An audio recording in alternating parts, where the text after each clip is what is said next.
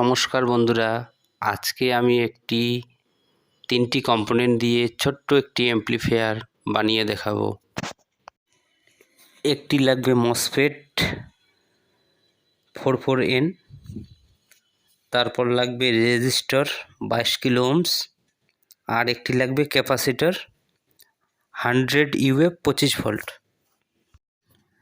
ভিডিওর শেষে circuit diagram দেওয়া আছে, ভালো করে দেখে নিয়ে বানাতে পারবেন।